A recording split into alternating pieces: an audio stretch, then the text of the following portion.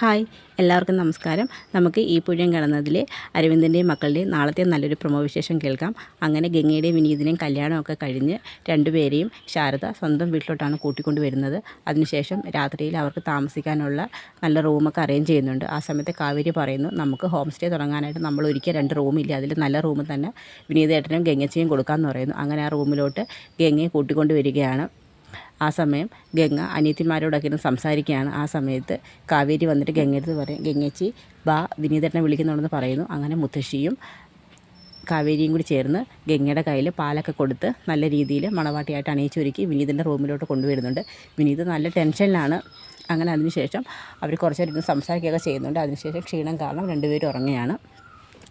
പിറ്റേ ദിവസം രാവിലെ തന്നെ മുത്തശ്ശി വീട്ടെ ക്ലീനൊക്കെ ചെയ്യുകയാണ്. ആ സമയത്ത് ശാരദ ചായ കൊണ്ട് കൊടുക്കുന്നുണ്ട്.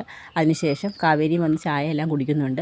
അപ്പോഴത്തേക്ക് വെള്ളം ചൂടാക്കിയില്ലേ, സാധാരണ ഗംഗമോളല്ലേ അതൊക്കെ ചെയ്യുന്നതെന്ന് പറയും. ഗംഗ എഴുന്നേറ്റില്ലേന്ന് ചോദിക്കും. ആ സമയത്താണ് ഗംഗേച്ചി വരുന്നതുകൊണ്ട് ഗംഗ എഴുന്നേറ്റ് വരുന്നത്.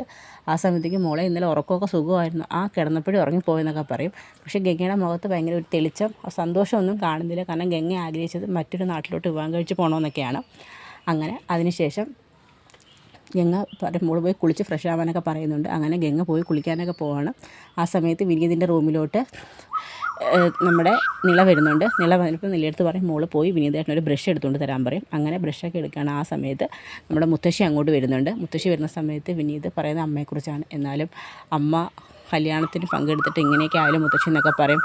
നിനക്കറിയത്തില്ലേ മോനെ, നിൻ്റെ അമ്മയുടെ വാശി, അവൾക്ക് ചെറിയ കാര്യം മതി. ഭയങ്കര ചെറുപ്പം മുതലേ അവൾ അങ്ങനെ ഭയങ്കര പിടിവാശിക്കാരിയായിരുന്നു. അതെല്ലാ കാര്യത്തിലും അങ്ങനെ തന്നെ. പെട്ടെന്ന് ഒരു കല്യാണം നടന്നത് അവൾക്ക് ഉൾക്കൊള്ളാൻ പറ്റി കാണത്തില്ല. പിന്നെ അപ്പോഴത്തെ ദേഷ്യത്തിന് അവൾ എന്തെങ്കിലും പറഞ്ഞായിരിക്കും. നിന്നെയും ഗംഗയും അവൾ തന്നെ, സുജാത തന്നെ വീട്ടിലോട്ട് ക്ഷണിച്ചോളും. കുറച്ച് നാൾ വൈകുമെന്നേ ഉള്ളത്, അധികം താമസം എടുക്കത്തില്ല, നീ വിഷമിക്കണ്ടെന്നൊക്കെ പറഞ്ഞ് വിനീതിനെ മുത്തശ്ശി പറഞ്ഞ് ആശ്വസിപ്പിക്കുകയാണ്. എങ്കിലും വിനീതിൻ്റെ മനസ്സിൽ നല്ല ടെൻഷനുണ്ട്. ആ സമയത്ത് സുജാത ഇങ്ങനെ വീട്ടിൽ വിഷമിച്ചിരിക്കുകയാണ്.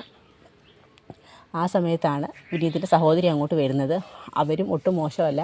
അവരും സുജാതയെടുത്ത് നല്ല രീതിയിൽ വിനീതിനെക്കുറിച്ച് കുറ്റമൊക്കെ പറയുന്നുണ്ട്. എന്നാലും അവൻ ഇങ്ങനെ ചെയ്യുമെന്ന് നമ്മൾ ഒട്ടും കരുതിയില്ലല്ലോ അമ്മേ, അവൻ നമ്മൾ വിചാരിച്ച കണക്കല്ല, അവൻ ആ പെണ്ണിന് വേണ്ടി എന്നും ചെയ്യും എന്ന് ഉറപ്പാണ്, ഇനി ആ വീട്ടിൽ അവനൊരു വിലയും കാണത്തില്ല എന്നൊക്കെ പറഞ്ഞ് അമ്മയിട്ട് ചെറുതായിട്ടൊന്ന് ദേഷ്യം പിടിപ്പിക്കുന്നുണ്ട്.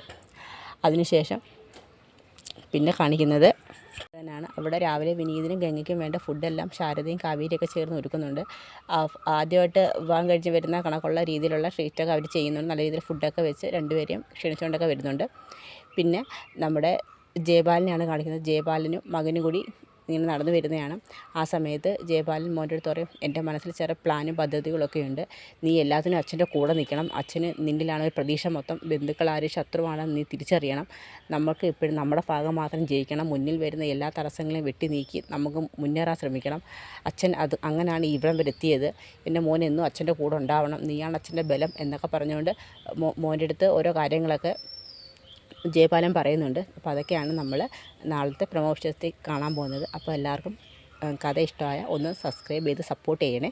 ഇതിൻ്റെ ബാക്കി കഥയുമായി നാളെ കാണാം.